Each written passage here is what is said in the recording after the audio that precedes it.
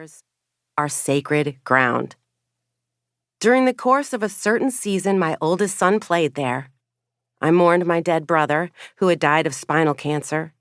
I mourned the sibling relationship with him I never got to have after our parents divorced and divided us King Solomon style, an event that happened before my conscious memory, but a separation that came alive that spring in every cell of my body. Then, in these bleachers and along these sidelines, I mourned my mom, who died 4 months to the day after my brother.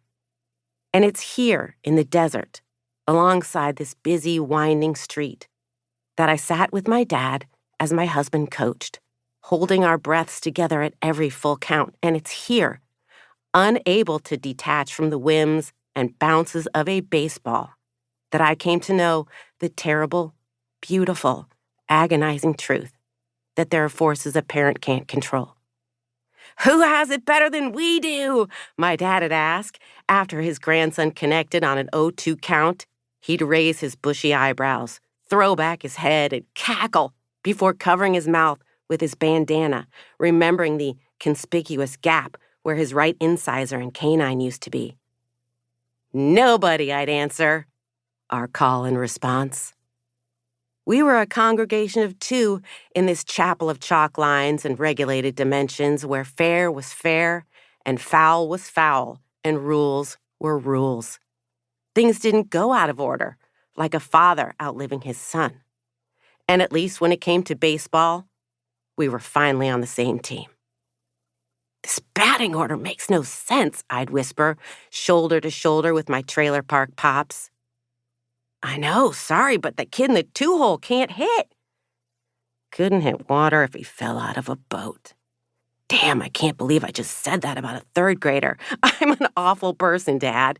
"You're a monster," he'd say before I punched his bony upper arm. Little League Baseball gave me a way to be with my dad in all his eccentric multitudes. The bankruptcy and abiding compulsion to invest in hopeless schemes and plots of land. The evil stepmother he'd foisted on us, the slapdash parenting, the divvying up of his children.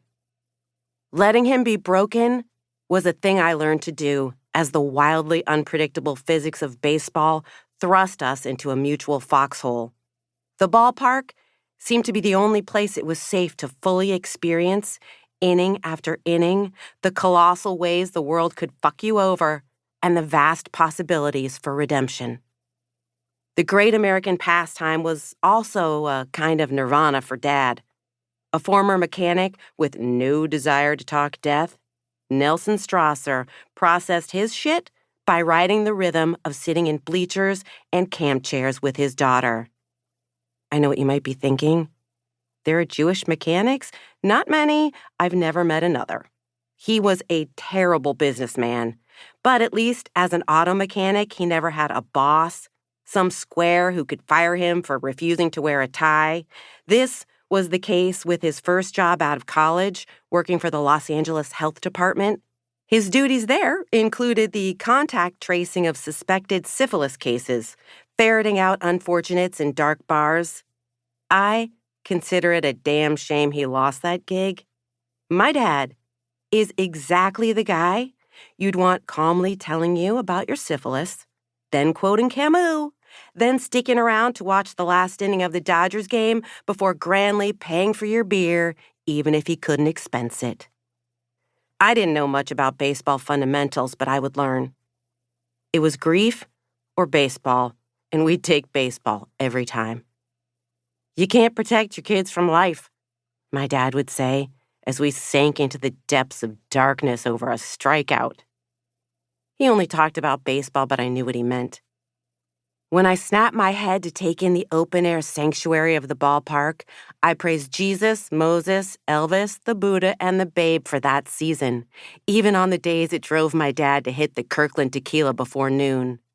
I give praise to the baseball gods, who made it possible to accept that all of us will swing and miss. But if we're lucky, by the end of the game, we'll be covered in dirt and bruises because we played so hard, played with our whole hearts, even when it hurt. We will relish all the bruises we got rounding the bases, headed toward home. This is the season my dad and I conduct.